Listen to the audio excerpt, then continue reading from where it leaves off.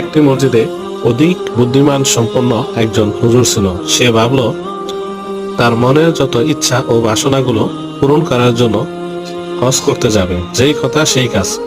হুজুর কিছুদিন পরে হজ করার উদ্দেশ্যে পৌঁছে গেল মক্কায়। কিন্তু মুশকিলের বিষয় হলো হজ করার সময় অধিক মানুষ থাকার কারণে মক্কার দেওয়ালে সে কোনোভাবেই স্পর্শ করতে পারছিল না। কিন্তু হঠাৎ মানুষের ভিড়ে, মানুষের ধাক্কা খেয়ে হুজুর মক্কার দেওয়ালে গিয়ে ছিটকে পড়ে। আর সাথে সাথেই হুজুর মক্কার দেওয়ালে চুম্বন করে বলে ওঠে, হায় আল্লাহ, জীবনে যা যা চেয়েছি এবং যা যা চাইব তা তুমি সকল কিছু পূরণ করে দিও, আমিন। বলার সাথে সাথে আবার সেই ভিড়ের মধ্যে মানুষের ধাক্কা খেয়ে হুজুর 10 হাত দূরে গিয়ে ছিটকে পড়ল। কিন্তু এবার হুজুরের মনে কোনো প্রকার আফসোস রইল না।